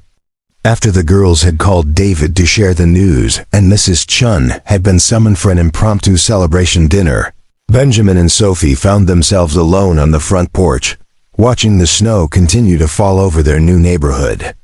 "Are you sure about this?" Sophie asked, her engagement ring catching the light from the Christmas decorations that lined their street. "Marriage is complicated under the best circumstances, and our circumstances are perfect," Benjamin interrupted. "Complicated and messy. And real and perfect." Sophie smiled, leaning against him in the cold air. "I love you, Benjamin Romano. I love your integrity and your kindness and the way you show up for people, even when it costs you everything." "I love you too," Benjamin replied, feeling the truth of it settle into his bones like warmth. "I love your courage and your fierce protection of the people you care about, and the way you're teaching our girls that it's never too late to do the right thing."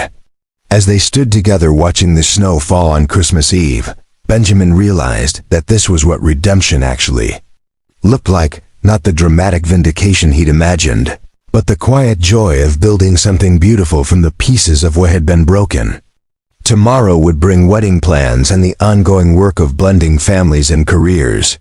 But tonight there was just this: love freely given, commitment freely chosen, and the promise that some stories that begin with loss can end with everything you never dared to hope for. 2 years later, Benjamin Romano stood in the conference room of the State Attorney General's office, watching Sophie present their latest case findings to a room full of federal investigators. She moved with the confident authority of someone who had found her true calling, gesturing toward charts and financial documents that told the story of a pharmaceutical company's systematic fraud, the kind of case that would have been buried under corporate pressure just a few years ago. "The whistleblower came forward 6 months ago," Sophie was saying, her voice clear and professional.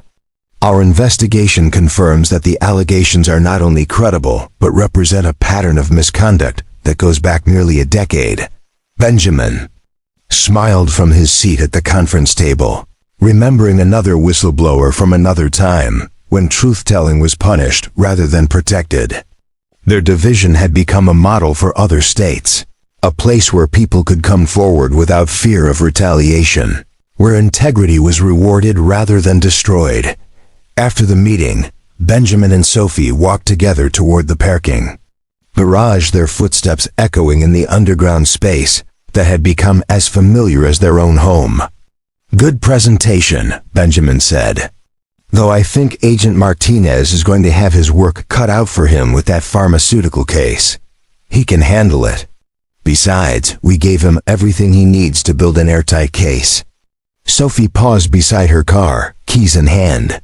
"Speaking of which, did you see the email from Senator Williams' office?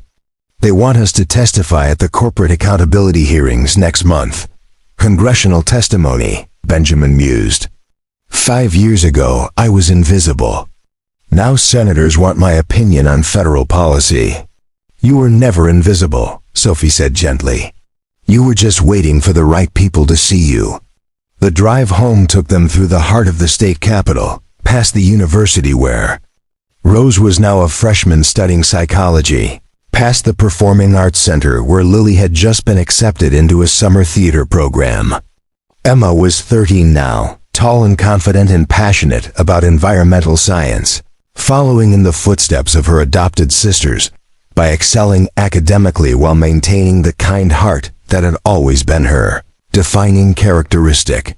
Their house sat on a quiet street lined with mature oak trees, a colonial-style home with enough bedrooms for everyone, and a backyard where Mrs. Chun, who had moved with them, claiming she was too old to break in new neighbors, maintained a garden.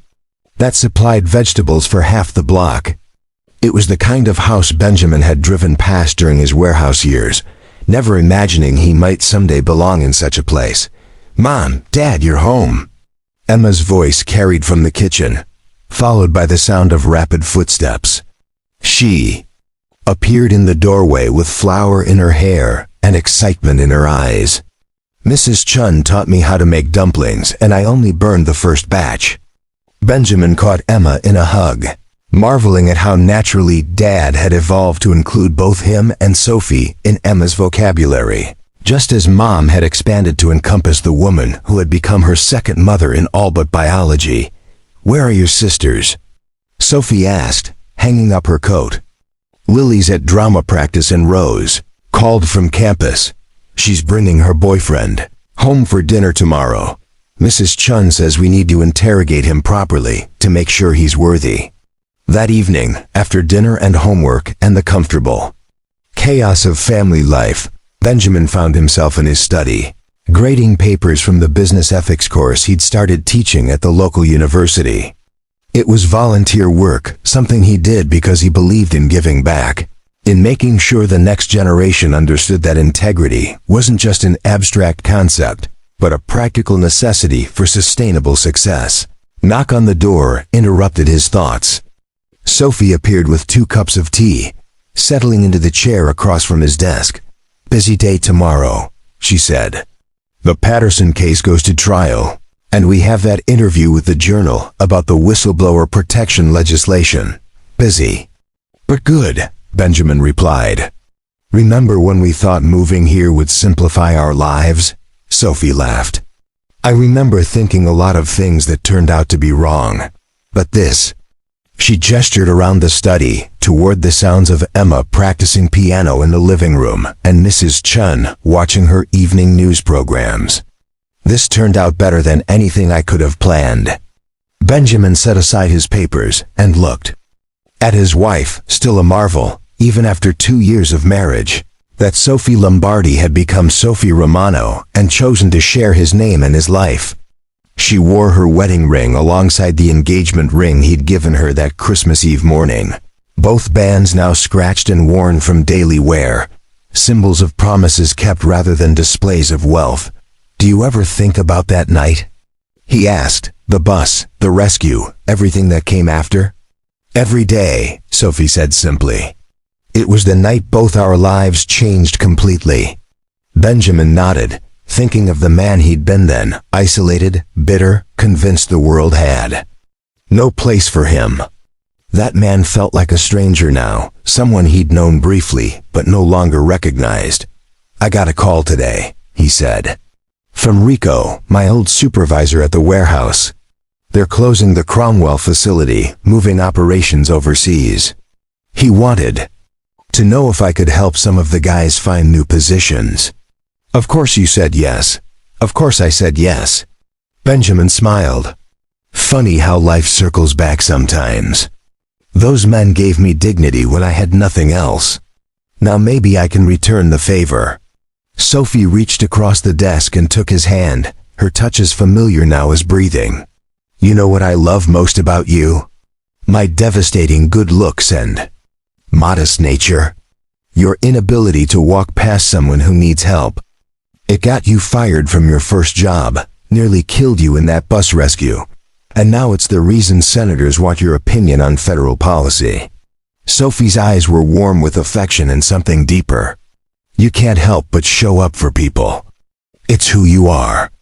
Benjamin thought about that, about showing up, about the choice between safety and service, about the way character revealed itself not in grand gestures, but in daily decisions to care about other people's welfare. "We should get some sleep," he said, but neither of them moved to leave the comfortable intimacy of their shared evening routine. Outside, snow was beginning to fall again, the first of the season, covering their neighborhood in the kind of pristine beauty that made even ordinary streets look magical. Through the window, Benjamin could see lights in other houses, families settling in for the night, people living their own complicated, beautiful, imperfect lives.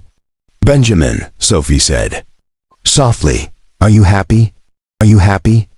He looked around the study that had become his sanctuary, filled with books and papers and pictures of their blended family. He thought about Emma's laughter in the kitchen, about Lily's theatrical ambitions and Rose's academic achievements, about Mrs. Chun's garden and David's weekend visits, and the work that gave his life meaning beyond personal success. Yes, he said, and meant it completely. I'm happy. Benjamin Romano had learned that some stories that begin with everything falling apart can end with something better than you ever imagined possible. He had learned that integrity has a price, but that the cost of abandoning it is always higher. Most importantly, he had learned that heroes aren't people who never fall down. They're people who get back up, who show up when they're needed, who choose to care about others even when the world seems determined to punish them for it. As they turned off the lights and headed upstairs to their shared bedroom, Benjamin realized that his transformation was complete, not because he'd gotten his old life back, but because he'd built a new one worth living. And tomorrow, he would wake up and continue the work of showing up for people who needed help, because that's what heroes do, not just once, in moments of crisis, but every day, in all the small and large ways that life offers opportunities. To choose courage over comfort, the warehouse worker who had once felt invisible had become a man whose life rippled outward in ever-widening circles of positive impact, and that transformation had been worth every moment of pain it had taken. To achieve. Up next, you've got 2 more standout stories right on your screen. If this one hit the mark, you won't want to pass these up. Just click and check them out. And don't forget to subscribe and turn on the notification bell so you don't miss any upload from us.